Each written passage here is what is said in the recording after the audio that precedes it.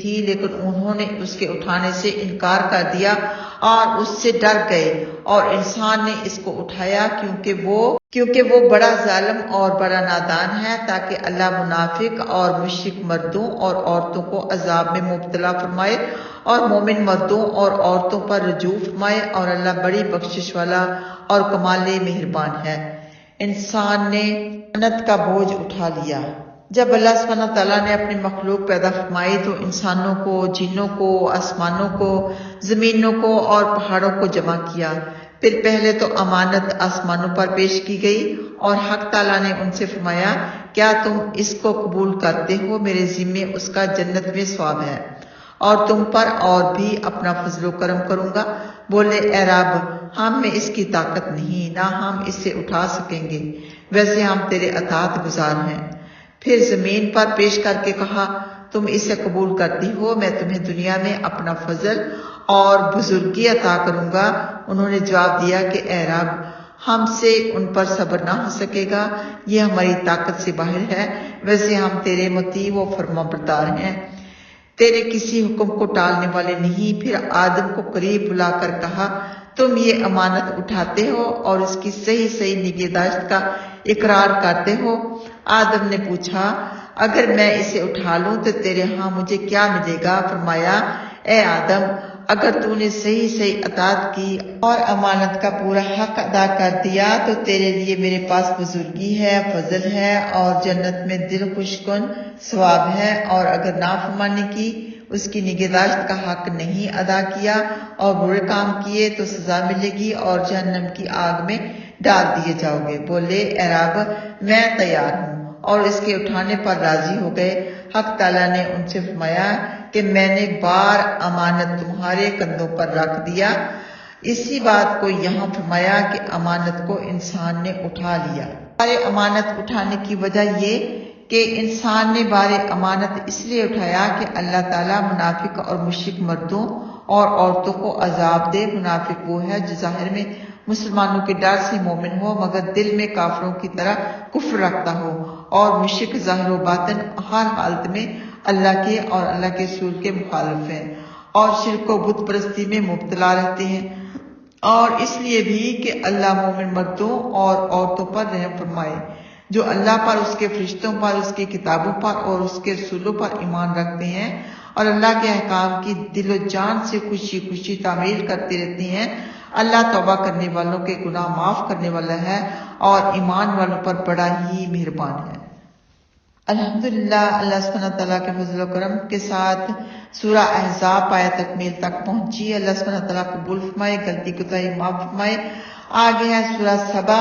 یہ ترتیب کے لحاظ سے سورہ نمبر 34 ہے اور نزول کے لحاظ سے 58 صورت ہے، اور یہ مکی صورت ہے۔ اس میں 54 آیات اور 6 رکوع ہیں۔ بسم اللہ الرحمن الرحیم۔ شروع اللہ کے نام سے جو بہت مہربان نہایت رحم والا ہے۔ الحمدللہ الذی لہ ما فی السماوات و ما فی الارض ولہ الحمد فی الآخرہ وہو الحکیم الخبیر۔ تمام تعریفیں اس اللہ تعالیٰ کے لیے ہیں جس کی ملکیت میں آسمان و زمین کی تمام چیزیں ہیں، اور آخرت میں بھی اس کی تعریفیں ہیں، اور بڑی حکمت والا اور خوب خبردار ہے۔ جو کچھ زمین میں داخل ہوتا ہے اور جو کچھ اس سے باہر آتا ہے اور جو کچھ آسمان سے اترتا ہے اور جو کچھ اس پر چڑھتا ہے، سب کی اللہ کو خبر ہے۔ وہ کمال مہربان اور انتہائی مغفرت والا ہے۔ اور کافروں نے کہا، ہم پر قیامت نہیں آئے گی۔ آپ فرما دیں، کیوں نہیں؟ مجھے اپنے غیب کے جاننے والے رب کی قسم، قیامت تم پر ضرور آئے گی۔ اس سے آسمان و زمین کا ایک ذرہ بھی چھپا ہوا نہیں، اور کوئی چھوٹی بڑی ایسی چیز نہیں جو ایک روشن کتاب میں نہ ہو، کہ اللہ ایمان والوں کو اور نیک عمل کرنے والوں کو بدلہ دے۔ انہی کے لیے بخشش ہے اور عزت والی روزی ہے۔ اور جو لوگ ہماری آیتوں کے مقابلے میں ہمیں ہرانے کی کوشش کرتے ہیں، انہی کے لیے دردناک سزاؤں والا عذاب ہے۔ اور اہل علم دیکھ لیں گے کہ جو کچھ آپ پر آپ کے رب کی طرف سے اترا ہے سرتاسر حق ہے، اور اللہ غالب و خوبیوں والے کی راہ کی رہنمائی کرتا ہے۔ اور کافروں نے کہا، کیا ہم تمہیں ایک ایسا شخص بتائیں جو تم کو یہ خبر دے رہا ہے کہ جب تم سراسر رضا ہو جاؤ گے تو تم پھر ضرور ایک نئی پیدائش میں آ جاؤ گے۔ معلوم نہیں اس نے اللہ پر جھوٹ باندھا ہے یا اسے جنون ہے؟ نہیں، بلکہ جو آخرت پر ایمان نہیں رکھتے وہی عذاب اور سخت گمراہی میں مبتلا ہیں۔ کیا انہوں نے اپنے آگے پیچھے آسمان و زمین کو نہیں دیکھا؟ اگر ہمیں منظور ہو تو ہم انہیں زمین میں دھنسا دیں یا ان پر آسمان کے ٹکڑے گرا دیں، یقیناً اس میں ہر متوجہ ہونے والے شخص کے لیے پوری دلیل ہے۔ بلا شبہ ہم نے داؤد علیہ السلام کو اپنا فضل عطا فرمایا تھا۔ پہاڑوں، ان کے ساتھ بار بار تسبیح پڑھا کرو، اور اے پرندوں تم بھی۔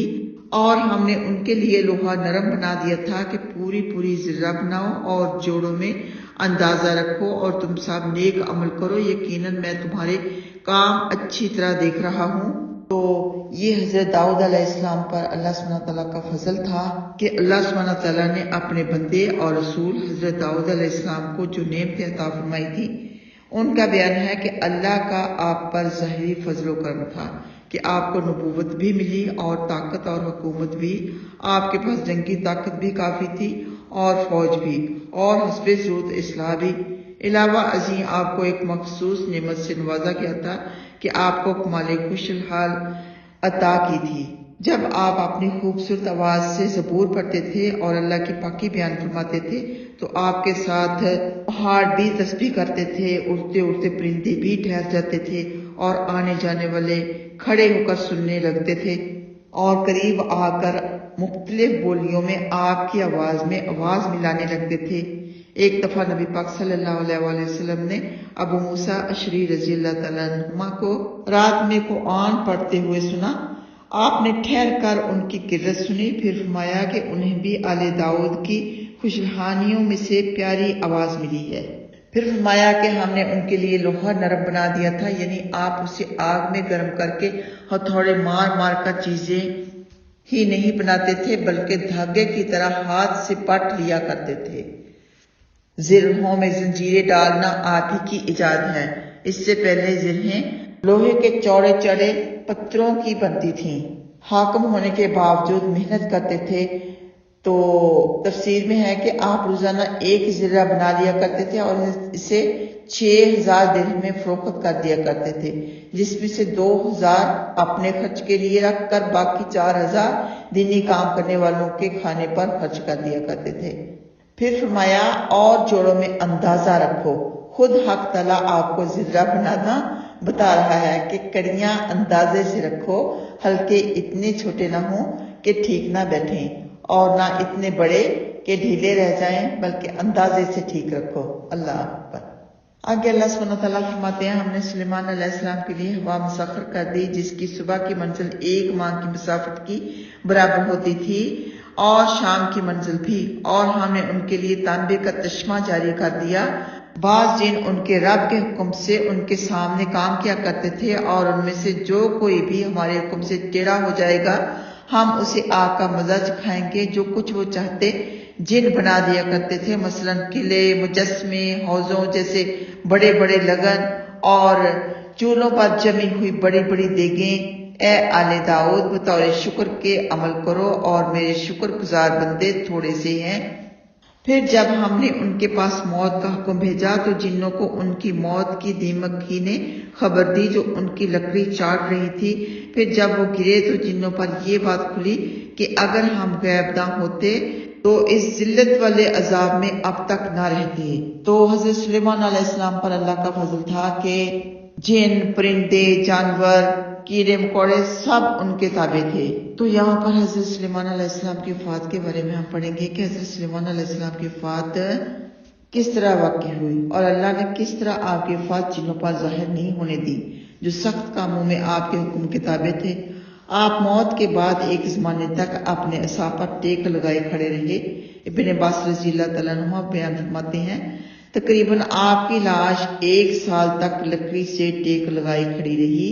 پھر جب اسے اندر ہی اندر دیمک چاٹ گئی اور وہ کمزور ہو کر زمین پر گری تو جنوں کو معلوم ہوا کہ وہ تو اب سے بہت دنوں پہلے وفات پا چکے ہیں۔ اس وقت جنوں اور انسانوں پر یہ بات کھل گئی کہ جن غیب داں نہیں، جیسا کہ لوگوں کا خیال تھا، اور جن بھی لوگوں کے دلوں میں اپنی غیب دانی کا سکہ بٹھا دیا کرتے تھے۔ کہتے ہیں کہ یہ معلوم کرنے کے لیے کہ آپ کی وفات کو کتنا عرصہ ہوا، دیمک کو اس لکڑی پر رکھ دیا۔ اس نے 24 گھنٹے میں جس قدر لکڑی کھائی اس سے اندازہ لگایا گیا تو معلوم ہوا کہ آپ کی وفات کو 1 سال گزر گیا ہے۔ جنوں نے آپ کی موت کے بعد آپ کے بطیع ہو کر پورے 1 سال کام انجام دیے۔ اب لوگوں کو یقین آ گیا کہ جن جو غیب کا دعویٰ کیا کرتے تھے جھوٹ بولا کرتے تھے۔ اگر غیب داں ہوتے تو آپ کی موت جان لیتے اور آپ کی خدمتیں بچا لاتے ہوئے سال بھر تک اس عذاب میں مبتلا نہ رہتے۔ تو جن جو ہیں وہ ابلیس کی اولاد ہیں اور انسان حضرت آدم علیہ السلام کی اولاد۔ جنوں میں سے بھی اور انسانوں میں سے بھی کچھ نیک ہیں کچھ بد ہیں۔ تو جن اور انسان دونوں کو جزا و سزا آخرت میں ملے گی۔ نیک لوگوں کو جنت کی خوشخبری اور برے لوگوں کو دوزخ کی بری خبر۔ آگے فرمایا بلا شبہ قوم سبا کے لیے اپنی وادیوں میں ایک نشانی تھی، ان کے دائیں بائیں باغ تھے، اپنے رب کی روزی کھاؤ اور اس کا شکر ادا کرو، یہ عمدہ شہر ہے اور گناہ معاف کر دینے والا رب ہے۔ لیکن انہوں نے اعراض کیا، آخر ہم نے ان پر زوردار سیلاب بھیج دیا اور ان کے 2 باغوں کے عوض بدمزہ پھلوں کے اور جھاؤ کے اور تھوڑے سے بیریوں کے درختوں کے 2 باغ دے دیے۔ یہ ہم نے انہیں ان کے کفر کا بدلہ دیا اور ہم ناشکروں کو ایسا ہی بدلہ دیتے ہیں۔ تو سبا تو حضرت سلیمان علیہ السلام کے پاس آ کر مسلمان ہو گئی تھیں، لیکن جو ان کا ملک تھا یمن، وہاں کا اور بادشاہ ہوا۔ یہ لوگ بڑے عیش و آرام میں رہتے تھے، بہت ہی سرسبز علاقہ تھا ان کا، تو ان کی نافرمانیوں کی وجہ سے ان پر عذاب آیا اور سب برباد ہو گیا۔ آگے فرمایا اور ہم نے ان کے اور ان کے شہروں کے درمیان جن میں برکت دے رکھی تھی اور شہر بھی آباد کر رکھے تھے جو سرے راہ ظاہر تھے، اور ہم نے ان میں چلنے کی منزلیں مقرر کر دی تھی کہ ان میں دن رات امن و امان سے سفر کرتے رہو۔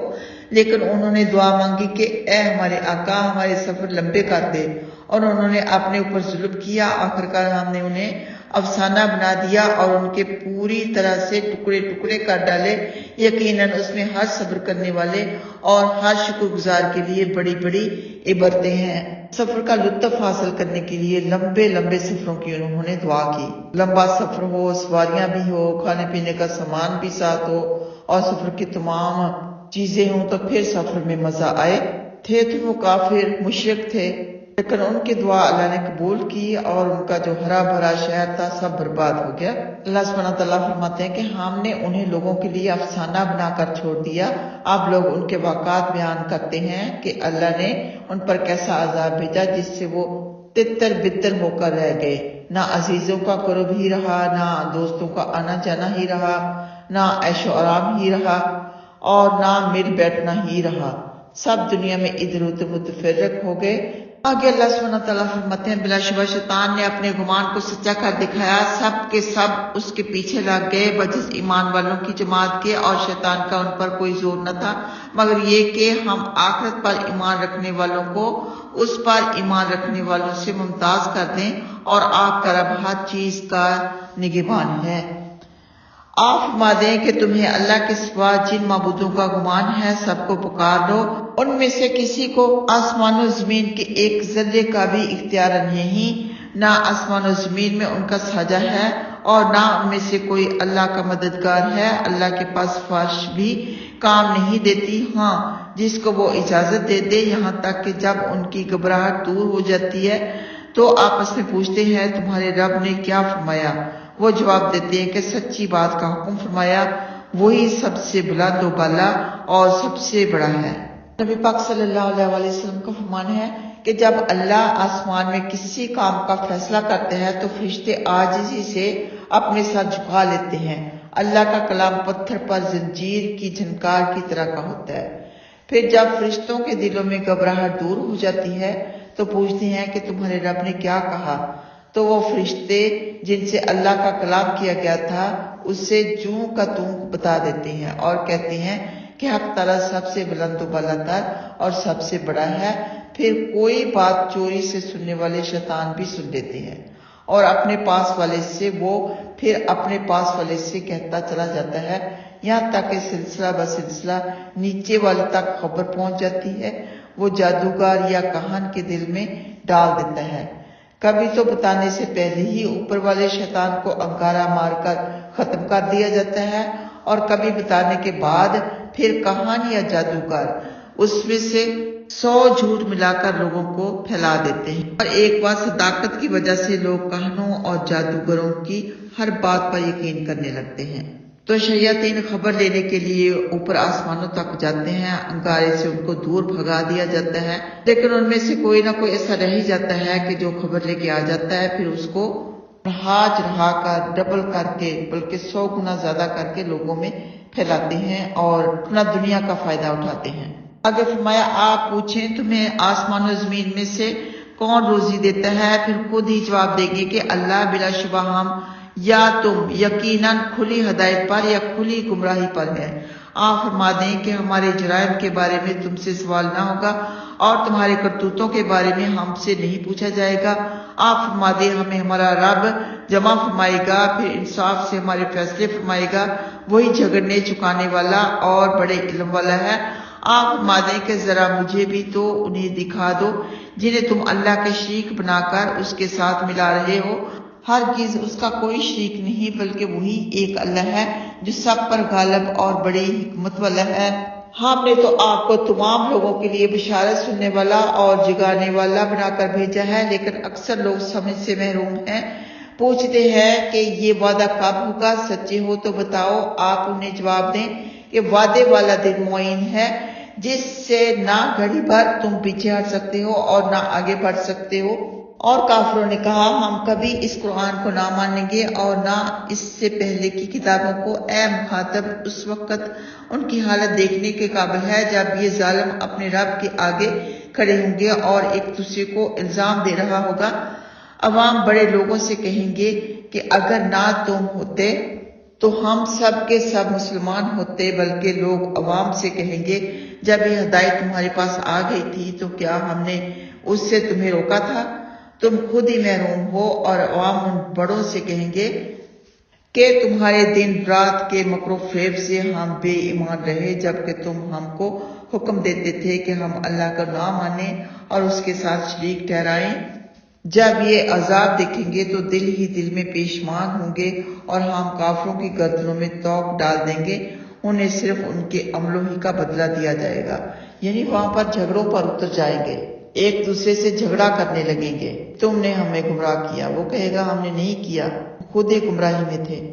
آگے فرمایا، ہم نے جس بستی میں بھی کوئی آگاہ کرنے والا بھیجا اس کے مالداروں نے یہی کہا کہ تم جس چیز کے ساتھ بھیجے گئے ہو ہم اس کو نہیں مانتے۔ انہوں نے کہا ہمارے پاس کثرت سے مال و اولاد ہے اور ہم پر عذاب آنے والا نہیں۔ آپ فرما دے کہ میرا رب جس کے لیے چاہے رزق فراخ و تنگ کر دے، لیکن اکثر لوگ علم سے محروم رہتے ہیں۔ تمہارے مال اور اولاد ایسی نہیں جو تم کو ہمارے پاس مرتبہ کے لحاظ سے قریب کر دے، البتہ جو ایمان لا کر نیک عمل کرے گا انہیں ان کے عملوں کا دوہرا اجر ملے گا، اور وہ بے خوف ہو کر بالا خانوں میں موج اڑائیں گے، اور جو ہماری آیتوں کے مقابلہ کی کوشش میں ہرانے کے لیے مصروف رہتے ہیں وہی عذاب میں حاضر کیے جائیں گے۔ آپ فرما دیں میرا رب جس کے لیے چاہے اس کی روزی میں فراخی اور تنگی کر دے، اور تم جو کچھ بھی خرچ کرو گے اللہ اس کا پورا پورا بدلہ عطا فرمائے گا، وہ بہترین روزی رساں ہے۔ اور جس دن اللہ سب کو جمع فرمائے گا اور فرشتوں سے پوچھے گا کیا یہ لوگ تمہاری عبادت کیا کرتے تھے؟ فرشتے جواب دیں گے کہ اے رب تو پاک ہے، ہمارا دوست تو ہے، یہ نہیں بلکہ یہ جنوں کی عبادت کیا کرتے تھے۔ اکثر لوگ جنوں پر ایمان لائے ہوئے تھے، لہٰذا آج ان میں سے کوئی کسی کو نفع یا نقصان پہنچانے پر قادر نہیں، اور ہم ان ظالموں سے کہیں گے کہ آگ کے عذاب کا مزہ چکھو جس کو تم جھٹلایا کرتے تھے۔ اور جب ان کے سامنے ہماری صاف صاف آیتیں پڑھی جاتی ہیں تو کہتے ہیں یہ تو صرف ایک ایسا شخص ہے جو تمہیں تمہارے باپ دادا کے معبودوں سے روک دینا چاہتا ہے، اور کہنے لگتے ہیں یہ تو ایک کھڑا ہوا جھوٹ ہے۔